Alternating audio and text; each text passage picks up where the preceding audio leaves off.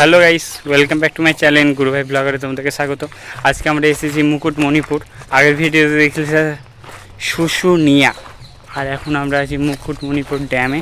তো চলো এখানে মুকুটমণিপুরটা পুরোটা ঘোরাচ্ছি, তোমাদেরকে দেখাচ্ছি।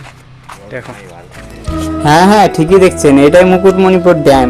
এই যে জল নেই তো, আসলে এটা শুধু বর্ষার সময়ই জল আসে, পাহাড়ি অঞ্চল তো বর্ষার সময় জলগুলো এই গেট দিয়ে পাস করার পরে গেট আটকে দেওয়া হয়।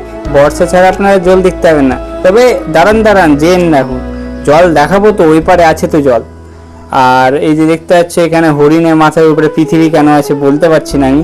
আর এখানকার বিশেষ আকর্ষণ হলো আলপনা দেওয়া রোড, তোমরা দেখতে পাবা। দেখো কত সুন্দর লাগছে। ফাইনালি এখানে কাউন্টার থেকে টিকিট কেটে নিলাম 300 টাকা। 300 টাকা বিনিময়ে এখন যাচ্ছি ঘুরতে। চলো, মাত্র 8 কিলোমিটার রাস্তা। কত? মাত্র 8 কিলোমিটার রাস্তা, 300 টাকা ভাড়া। कुतिया बनाया तुमको। যাওয়া আছে 300। চলো। अच्छा ठीक है। अच्छा মোটামুটি আপনারা দেখতে পাচ্ছেন যে সামনে এই যে কত সুন্দর নদী। নদী তো না, মানে ড্যামে বর্ষাকালে যে জলগুলো এপারে আনা হয়, ওই সব জলগুলো ওর সাহায্যে একটা নদী গঠন করা হয়েছে। আর বহু দূরে দিয়ে জলটা বিস্তৃত আছে, দেখতে পাচ্ছেন। আর ঠিক উল্টা সাইডে দেখতে পান আপনারা পাহাড়, কত সুন্দর পাহাড় হয়ে আছে। আসলে এগুলো সব পাহাড়ি এলাকা তো, তাই না এরকমটাই। কিন্তু জাস্ট এই সাইডের যে ভিউটা সমুদ্র থেকে কিছু কম না। আর কেন আমি সমুদ্র বললাম, এটাও আপনারা সামনে দেখতে পাবেন, জলের ঢেউ। আর মানে একটা সমুদ্র ফিলিং হচ্ছিল আমাদের, যেটা আমি আগামীতে সামনে দেখাচ্ছি আপনাদেরকে। তো চলেন দেখতে থাকেন, স্কিপ করবেন না, অনেক ইন্টারেস্টিং পার্ট আছে। এখানে দেখতে পাচ্ছেন এখানকার যে ফেমাস জায়গা, বিষ্ণুপুর থেকে শুরু করে শুশুনিয়া, সবই এখানে আঁকানো রয়েছে ছবিগুলো। ফেমাস জায়গাগুলোকে তুলে ধরা হয়েছে ছবির মাধ্যমে। আর এখানে সব থেকে ফেমাস হলো শালের জঙ্গল, শাল, নিম, এইসব গাছেই ভর্তি সব। তো আমরা এখন ঘাটের দিকে আসলাম, এখান থেকে যাচ্ছি মুকুটমণিপুর ডিয়ার ফরেস্ট। তো মানে এই যে নদীটা আছে, ড্যামের নদীটা পার করে দিয়ে যেতে হবে ডিয়ার ফরেস্টের জন্য। তো চলো, নৌকাতে কথা বলে নি কত কি নিবে, আর যেতে তো হবেই। চলো।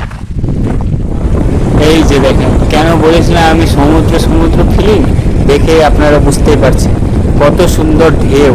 আর এখানে আমার নতুন করে বলার কিছু নেই, আপনারা সমুদ্রের একটা সুন্দর ফিলিং অনুভূতি করেন।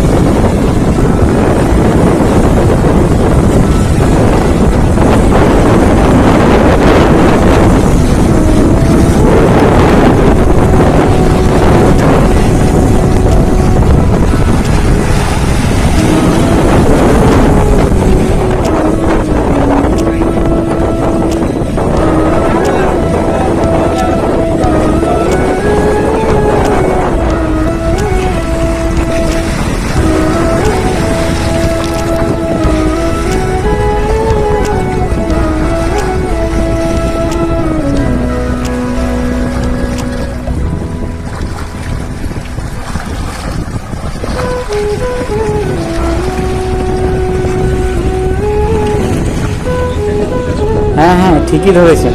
এখন আমরা নৌকাতে করে যাবো নদীর ওই পারে। আর নৌকাতে দেখতে পাচ্ছ কত সুন্দর করে বাইকগুলোকে পার করা হচ্ছে। কিন্তু আমাদের সাথে একটা দুর্ঘটনা ঘটে গেছিল। মানে আমরা যখন নদী দিয়ে পার হচ্ছিলাম আর কি, তখন মানে একটা বাইক, ওর মধ্যে থেকে একটা বাইক পা পিছলে পড়ে যায়। বাইকটা থেকে লোকটাও একটু আঘাত লেগেছিল, আর বাইকটা একটু খাম হয়ে গেছিল। তো তোমরা দেখতেই পাবে এই ভিডিওর মধ্যে, দেখতে থাকো। বসে যাবে, বসে না বলে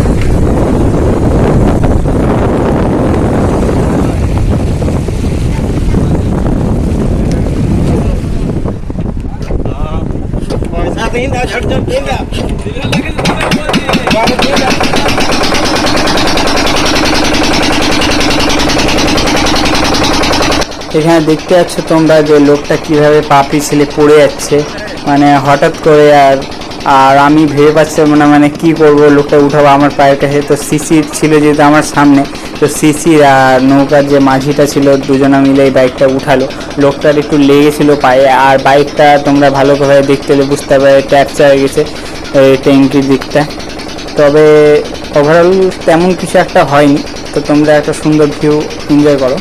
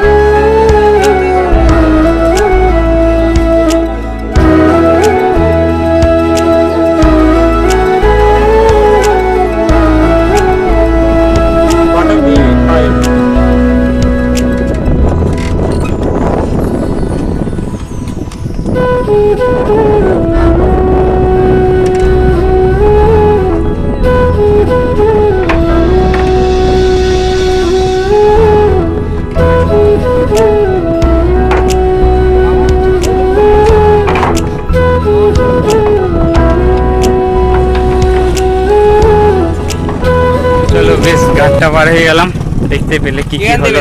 ঘাট পার হলো, কিন্তু এবার ডিয়ার ফরেস্টের দিকে হাঁটতে হাঁটতে যাচ্ছি। চলো দেখতে থাকো।